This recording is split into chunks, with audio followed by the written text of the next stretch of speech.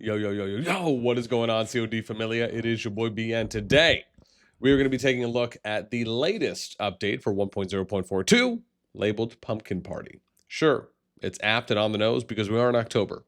Hopefully you enjoy Halloween. With that being said, let's go ahead and dive right in. As always, if you enjoy the content, make sure you throw us up, because that's a lot. Thanks. Okay, 10/28, so we know updates coming in 5 days, less than 5 days now. There is a new hero coming, the epic hero Earless overall gathering support. Now, remember, they did say in the dev feedback we read through yesterday that they were planning to advance the release, supposedly, of a gathering hero. Now, maybe that's this. Maybe it's going to be the next one, right? So that way you guys can end up having the up to 5. As they don't have a hard head count right now. But at least based on that, this is where they're at. And so maybe we'll end up seeing some more. New events. Mischief Night Event Series. Okay, so this is seasonal. Get some spooky stuff. Take part in Mischief Night Series. Okay. Airless Forest Protector. Here we go. New event. Airless Forest Protector will replace Eliana's Crisis and Run Flint Run from Season 3 onward. Okay, so Dark Forest Quest. Okay. What is it? Attack and defeat corrupted guardians via alliance rallies for a chance to receive Forest Friend chests containing your choice of Eliana, Flint, or Airless tokens. Okay. New event, Crucible of Heroes. What do we have here? The Crucible of Heroes event will begin at the start of every new season. Venture out alone against the Crucible Venomous Lizard, Crucible Wish Troll, and Ice Lizard to fight your way to glory. During the event, you can deploy your legions against bosses as many times as you wish. Each boss has a unique trait that you must strategize carefully to overcome. Okay. The event offers personal and regional rankings. The higher you rank, the greater your reward. Makes sense. You see the event. Okay, Cosmic Interchange event will be integrated into the Crucible of Heroes event as a sub-event that begins at the same time. Okay, lovely. Personal development improvements. Ooh, let's get some interesting stuff going on here. Honorary membership upgrade. The maximum daily honor points limit has been increased from 200 to 400. Wow. The United Merchants Guild. Okay, Spirit for running lords of the river. Okay. I mean, this to me does seem pretty big because this just means that you'll basically be able to get to max VIP in half the time, right? I mean, cutting this, well, let's be clear. Half the time, if you only ever do the daily claim and you never get any other honor point items, you don't gem into honor points, then yes. But from that front, it is technically half the time. It's not wrong there. But yeah. So, I mean, it's nice. Now, where I think this is probably going to help impact more is in those early stages, right? Trying to get up to your VIP 8, your Season 1. This is going to help you get to some of those early VIP levels faster, which will help your Season 1 and more early game progression when it comes to newer accounts. In my opinion, I feel like that's where that is actually going to help. And it ties into what we talked about yesterday in the dev feedback for the adjustments they were making to increase from auto helps. That's going to help factor into building and research speedups. So yeah, you're kind of getting it from, I guess, two ends now. Monthly pack perks upgrade. Interesting. These are the features that you get from the perks. Well, look at this. Okay, new basic monthly pack perks. Allows you to automatically translate all text within the chat window. Wow. Why isn't this free? I mean, come on, Betsy. Jeez, get with the program and milk those udders. I mean, literally, they are milking the udders, let's be honest. Okay. I mean, sure, right? It's nice that it's there, but it's not nice that it's not available to everyone. Now, if it is available to everyone, it would be nice if they stated that.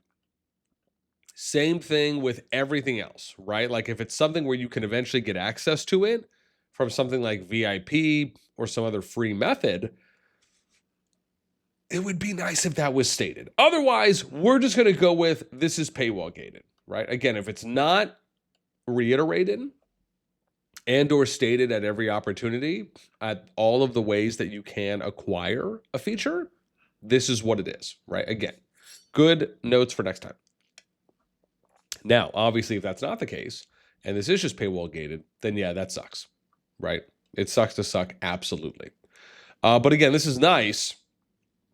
Yeah, I mean, I'm assuming maybe it's a toggle or a checkbox or something, or it just automatically is applied, which to be fair, it should be for everyone. Unlock auto peacekeeping ahead of time. Now, this is where you can tell if it says ahead of time, that to me indicates that this is an early access thing, which therefore stipulates that the auto chat translation is paywall gated. This feature can still be unlocked by normal methods. And again, they state this here. Normal / let's be honest, normal means free. Let's just call it what it is. Okay. Unlock Legion queue slots ahead of time. You can now have up to 5 Legion queue slots. Wow. Okay. And then you have advanced monthly packs, which is unlock the second research queue ahead of time. This feature can still be unlocked by normal methods. That's great. But now you can do unlocking Legion queue slots. That's massive. I mean, that is pretty massive early on, especially for season 1. I mean, just to have those immediately. Wow. Okay. I mean, yeah. Wow. Unlock the auto help feature. It already went while online. You will automatically respond to requests for alliance help. I mean, yeah. But again, that's pay. So chat translation, auto help are paywall gated. Now, this is my thing. I am okay. The same thing like we've talked about with Heroes. I am okay if they want to make things early access behind a paywall. But every single thing should be unlockable through free-to-play means.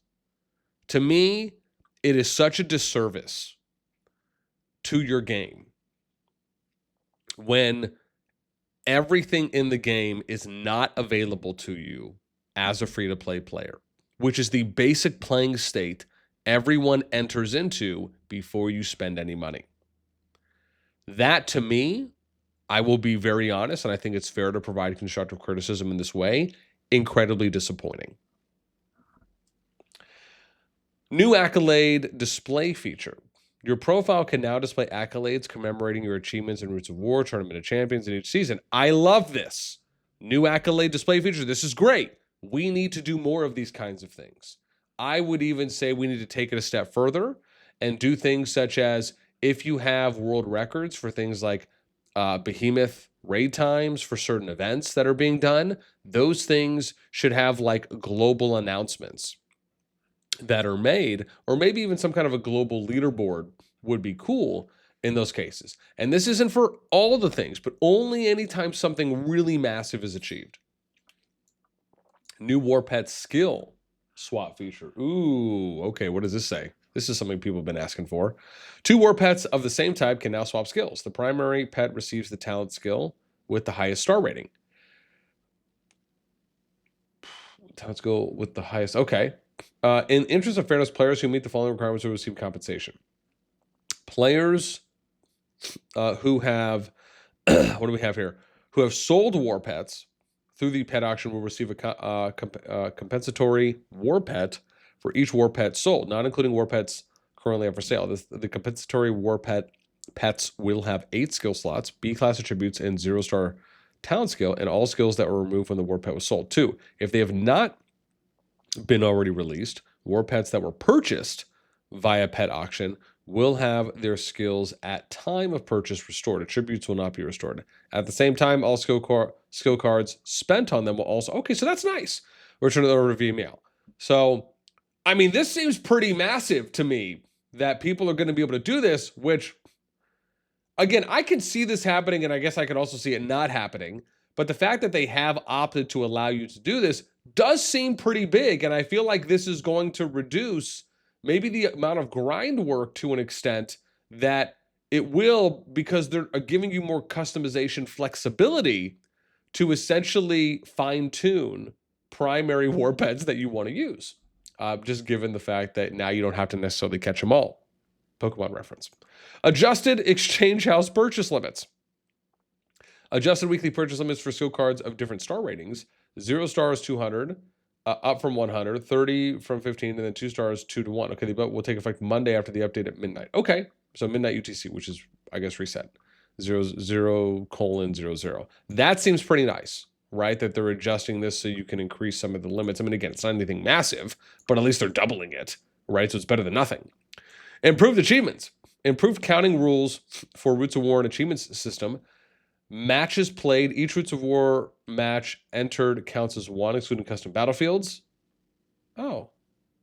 Okay. Victories. Each Roots of War match entered that your team later won counts as 1. The above changes. Oh. So is this... Man, it would be so cool if we could see like public win-loss records for like all the ROW teams somewhere. I know that's not that, but it's a hope. Season system improvements. Ooh, okay. Improved Battle Abyss opening times. This is something people talked about. Event scheduling. Previously, and again, I appreciate them doing a previous and what it is now, because again, right, make it easy for people to understand. Every Tuesday and Friday. Now, every Tuesday, Friday, and Sunday. Event frequency. Previously, 0, 8, 16 UTC, 1 hour each. Now, okay, so there's a lot more time slots. I don't know if I'm a fan of more time slots. I understand. However, this has been one of the biggest hurdles for Roots of War, which is that you have too many time slots, too many days in a sense to choose from.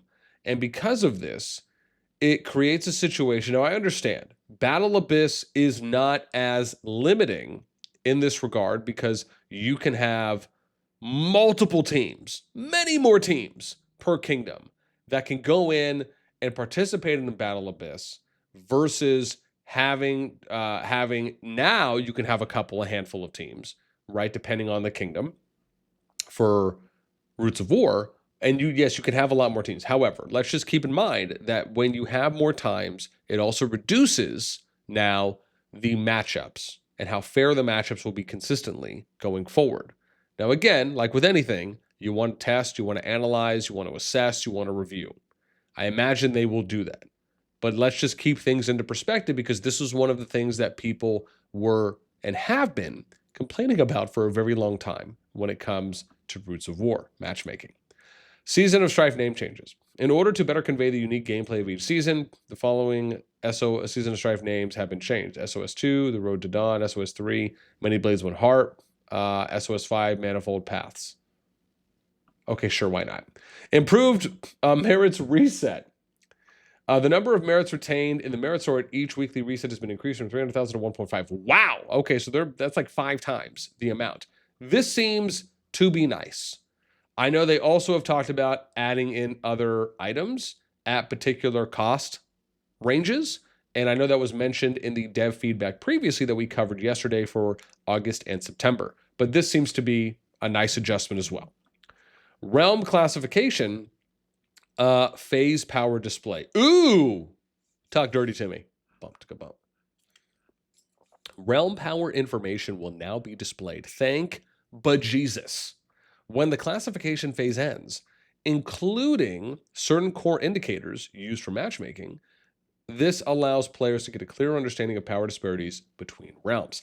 What would be nice is when they display this, if they also displayed what the breakdown is. As an example, here are the 5 factors that go into realm classifications, right? Or however many there are. And then this is the weighting percentage of each, or this is the number that we arrived at, the value we arrived at. And then here's how they're being calculated. That would be lovely if there was a breakdown of that sort. Will we get that? I'm not optimistic, but it would be nice. The fact that we're at least getting something is, of course, better than 0, but the expectation, in my opinion, should at least be a little bit more. I don't care about your back-end coding formula, but it would just be nice to see how some of these primary areas are factored in to a realm classification. The realm power.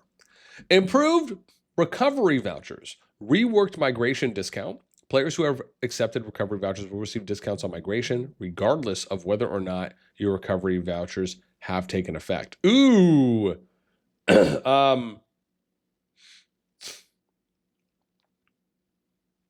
I wonder if that could be abused. It's like you just hand out like one voucher per person or something, or like whatever the minimum is, and like you just help a bunch of people move. I mean, I don't know. Is it abuse, or is it more of like, oh, this is good? It could be good because it offers a little bit more flexibility. So maybe it's more of a pro, not a negative. Rally permissions broaden. Players in recovery mode can launch or join rallies against Darkling Forts or Dark Eliana's army in their affiliated region. Oh, okay. This actually seems like a nice, little bit more quality of life change. Discharge feature improvements. Discharge restrictions change. Improved merits calculation logic. Only merits from the season map are included in calculations. Oh, that's nice. Rankings calculation method changed. Okay, preseason summary. Realms rankings still include merits from the beginning of last season up to the beginning of the new season. We know that. Okay. Post-season summary. Realms rankings only include merits gained during the course of the season. Okay. I feel like that's... Am I cuckoo for Cocoa Puffs? Preseason summary. Rankings still include merits from the beginning of last season up to the beginning. I mean, that's what I thought it was. Because the merits will reset when the new KVK season starts. Rankings only include merits gained during the course of the season. Postseason summary.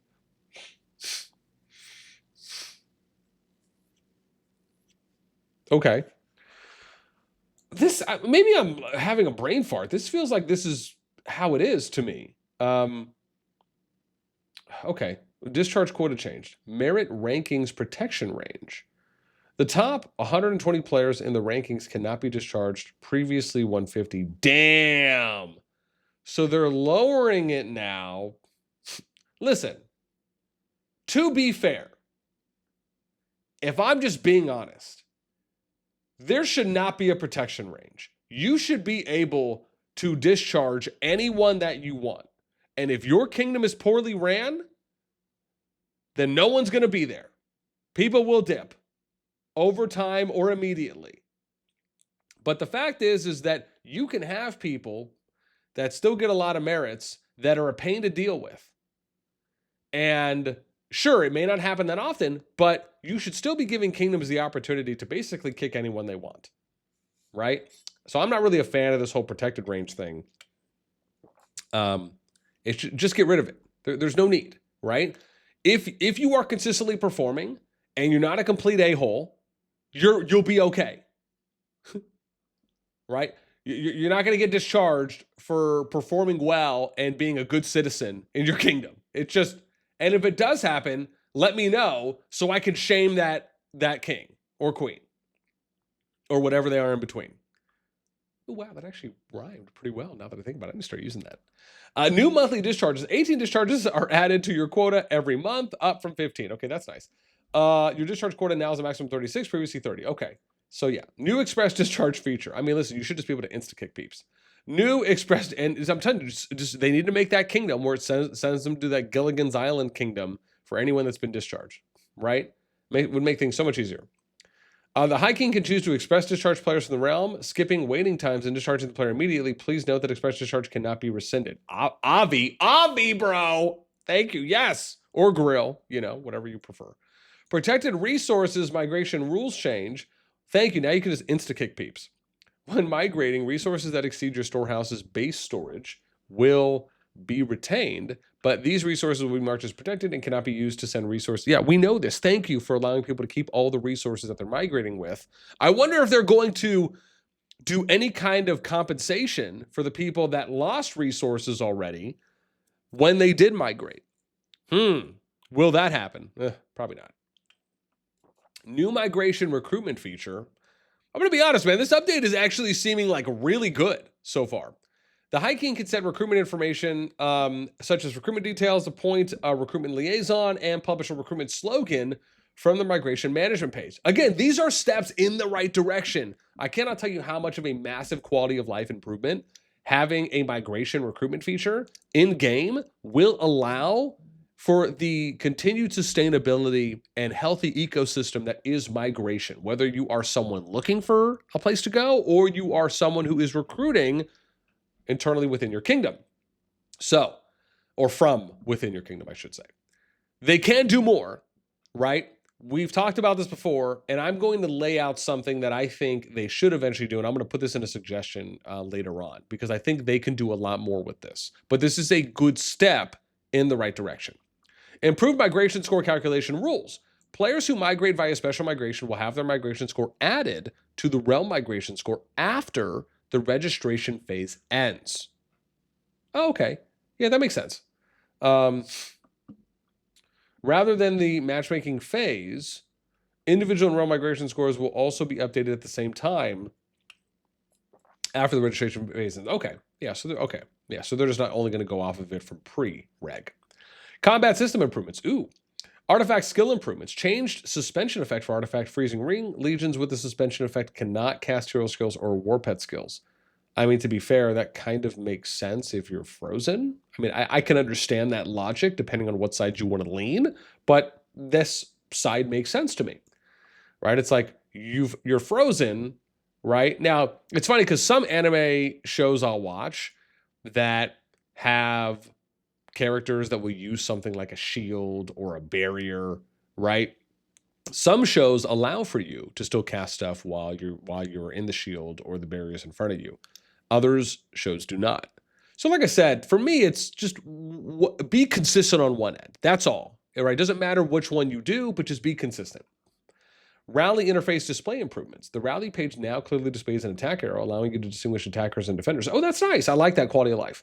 Map display improvements. The server hotspots page now shows more information. I wish, dude, I love the hotspot feature. I'd like for them to do more with it. Even if it's something where like you zoom all the way out and it says servers with like high PvP activity, medium PvP activity, and like low PvP activity, something like that. And then it gives you a breakdown, like kind of like a quick nav way of getting to places. Or if they distinguish the PvP with like red, orange, and blue, or yellow, something like that, that it like indicates how many people are currently there as a way to maybe go and find or spectate kingdoms, or excuse me, KVKs that have varying levels of kind of like a PvP heat map. Okay. The world map and season show more detailed PvP battle reports, including battle start time, duration, participating alliances, total merits, top 10 players in the merit rankings, and more. Ooh, wow. This is nice. So I guess this means, I'm hoping this is something I'll be able to view as a spectator. If so, my spidey senses are tingling and vibrating in the warmest of ways. We'll say thanks. Alliance system improvements. New alliance accolades feature. Let your alliance's glory shine. If your alliance wins the title of Roots of War League champion or claims victory in any season, it will be displayed on your alliance's page. Dope! That's awesome. Also, it would be cool if it did that on the Kingdom achievements or accolades page, if they have one. New alliance management achievement rewards. Long-standing alliance administrators will receive gems, custom chat bubbles, and achievement badges for their profiles. Dope! I love how we're like giving people who have been in Kingdoms or have had some form of loyalty for duration, things that they can. I hope they continue to do this for general members, like just everyday players as well. Let's expand this. This could be a lot more. Season experience improvements. New alliance construction restrictions. Your alliance must occupy a behemoth lair in its home realm before it can build alliance fortresses on the season map. Ooh. Okay, I see. Outside of a core. Yeah, it makes sense. Okay. I'm okay with that if they want to put a prereq. Like I said, just be consistent. Cross-map war warnings. When a friendly building comes under attack outside of your current map, you'll receive a warning via the Alliance war page. Okay. Quality of life, I'm all down for it.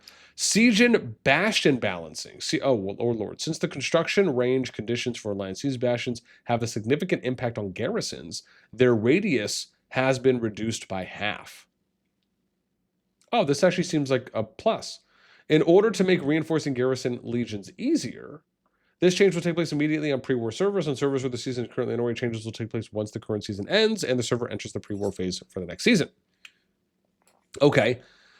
For having a significant impact on garrisons, construction range conditions.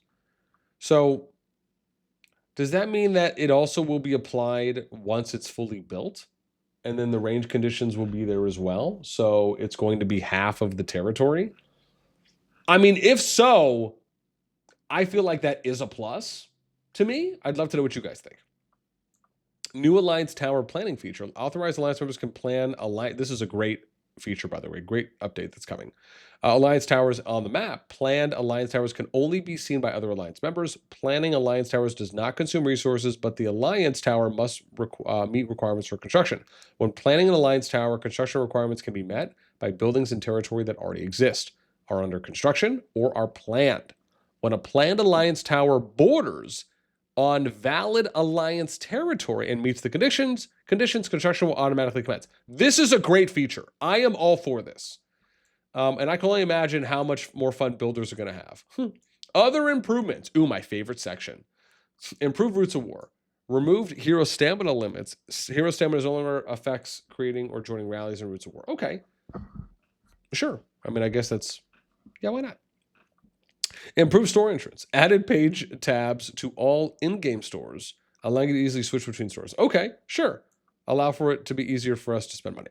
Improved decorations. Quick placement. You can now use decorations in your inventory. Okay, consecutive placement. You will automatically begin placing this. Okay. Improved chat feature. New voice chat feature. Aka, excuse me, what? Voice chat is now being tested on certain servers, allowing you to create or join voice chat channels. This feature will be rolled out to all players once testing is complete. Love it. Improved group chat administration privileges. Group chat owners can now appoint administrators to manage the group chat. New chat auto translation feature. Purchase the basic monthly pack to unlock auto translate. All messages in the chat window that are not in your system language will be automatically translated. Yeah, I mean, I wish that was available to everyone or at a certain point, but beggars can't be choosers. Sadly, I am so disappointed. Realm minister improvements. Ministers and realms can now leave their posts at will, including the consort, marshal, and chancellor. The High King will be able to appoint new ministers after they leave. Okay. Which doesn't, I guess, focus on it being solely the king's job, right? So again, it's kind of helping with some delegation there. Improved lair portals. Outside of Season 1, your city no longer needs to be located within Alliance territory to use a lair portal. Okay, that's nice. I'm a fan. And that's it. Be sure you guys give feedback because you get some rewards. I'm going to be honest. I really like this update.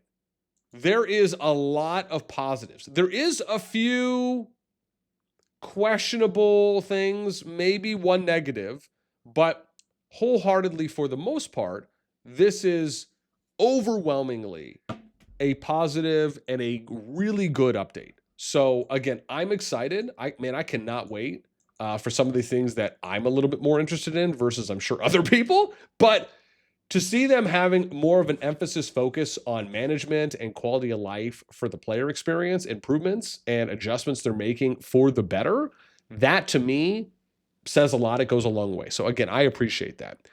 You guys let me know what you think down below. That's it for me. What's your favorite? What's your least favorite? And why? As always, until next time, we'll catch you later.